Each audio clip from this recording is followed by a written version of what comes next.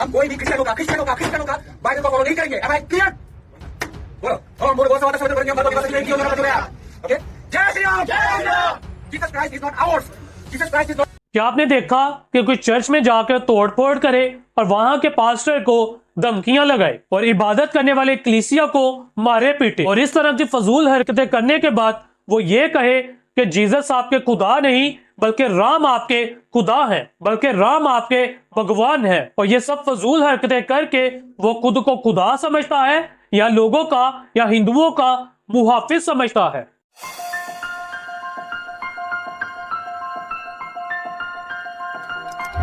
आप देख रहे हैं हमारा चैनल राइट टू लेफ्ट, जहां पे हम आपके साथ रस्म और रिवाज नहीं बल्कि खुदा के जिंदा और खालिस कलाम को शेयर करते और आपको सिखाने की कोशिश करते हैं। चैनल को सब्सक्राइब नहीं किया, चैनल को जरूर सब्सक्राइब करें।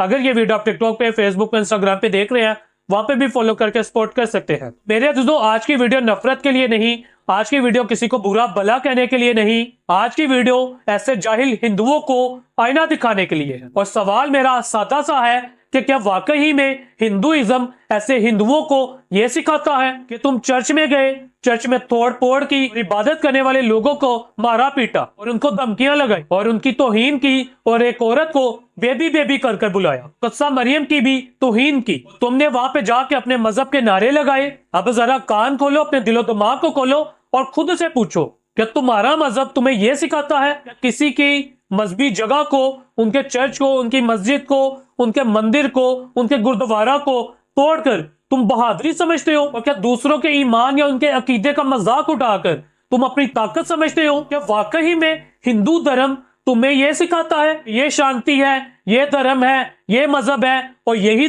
तुमने करना है ही? तो फिर ये सब क्या है? हम कोई भी क्रिश्चियन होगा बाइबल को फॉलो नहीं करेंगे। Am I clear? बोलो और मोर बोल सकते हैं ओके।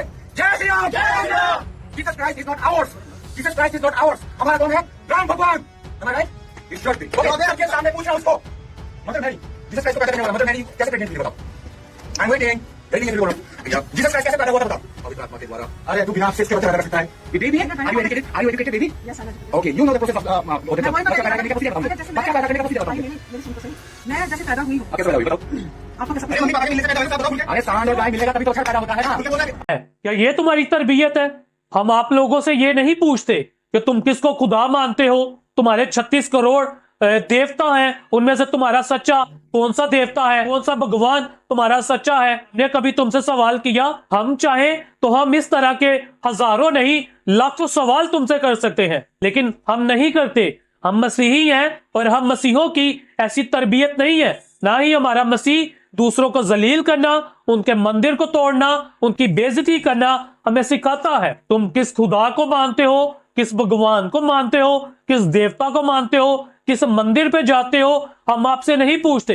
ये आपका हक है कि आप किस खुदा की इबादत करोगे, आपकी अपनी मर्जी है। लेकिन क्या तुम्हारा मजहब ये सिखाता है कि दूसरों के अकीदे का जाकर मजाक उठाओ, उनके चर्च को तोड़ो, उनकी मस्जिद को तोड़ो, या उनके ईमान का, उनके अकीदे का मजाक उड़ाओ, या उनको गालियां दो, या उनकी औरतों को जाकर बेबी बेबी करके बुलाओ? क्या तुम्हारा मजहब तुम्हें यही कुछ सिखाता है? इन बाइबल मुकद्दस हमें सिखाती है, मत्ती के इंजील उसके 5 बाब उसकी 44 आयत में, अपने दुश्मनों से मोहब्बत रखो और अपने सताने वालों के लिए दुआ करो। ये हमारी मसीही तालीम है, ये हमें मसीही मजहब सिखाता है।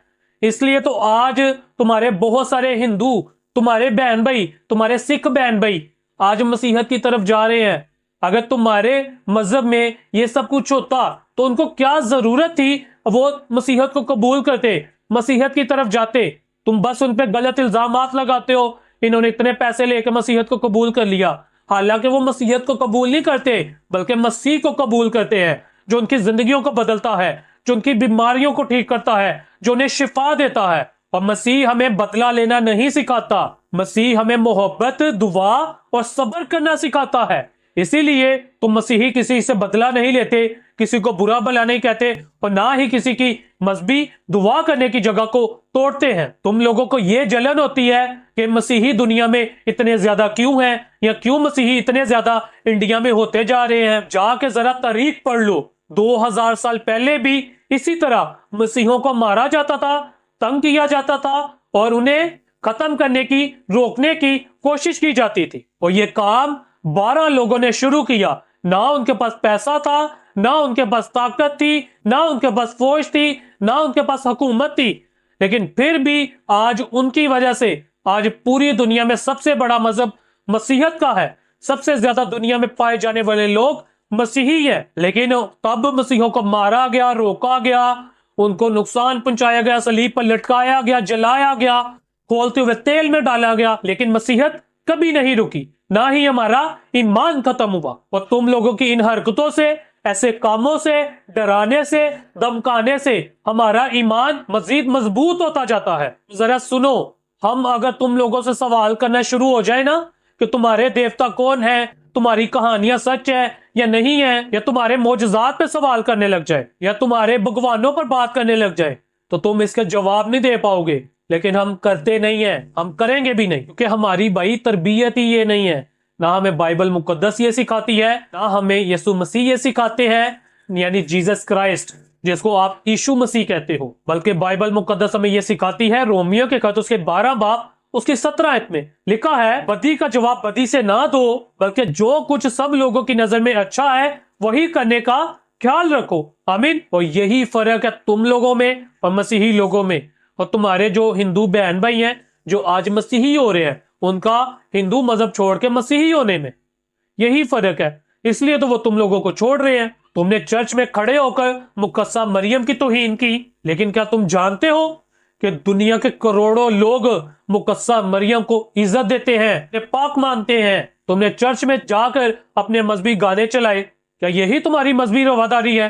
क्या तुम्हारे भगवान तुम्हें यही सिखाते हैं? तो फिर मेरे भाई, आपका ये मजहब, आपकी ये ठेकेदारी आपको ही मुबारक हो, क्योंकि हमारा मजहब, हमारी बाइबल मुकद्दस, हमारा खुदा हमें ये नहीं सिखाता। मत्ती की इंजील उसके 7 बाब की 12 में लिखा है, बस जो कुछ तुम चाहते हो कि लोग तुम्हारे साथ करें, तुम भी उनके साथ वैसा ही करो। अरे भाई, इस आयत को पढ़ ले, सुन ले, समझ ले। और ये सब हिंदू लोगों के लिए है जो भी मसीही लोगों को तंग करते हैं, डराते धमकाते हैं, किसी भी कौम से है।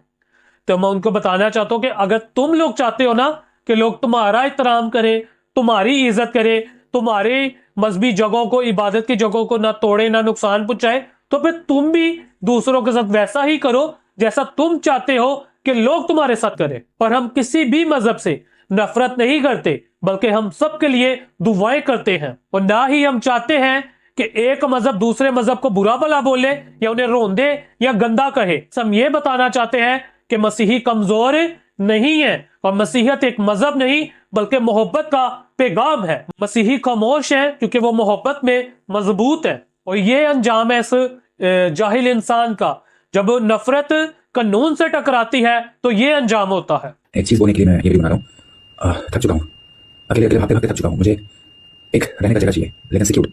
अगर कोई संगठन मुझे आश्रय दे सकता है तो मैं अपनी जिंदगी बचा पाऊंगा। चर्च तोड़ने से कभी भी ईमान नहीं टूटता, और धमकाने से सच नहीं मरता। यीशु कल भी जिंदा था, आज भी है और हमेशा रहेगा। वीडियो अच्छी लगी हो लाइक करें, शेयर करें। चैनल को सब्सक्राइब नहीं किया, चैनल को जरूर सब्सक्राइब करें। Thank you so much. God bless you.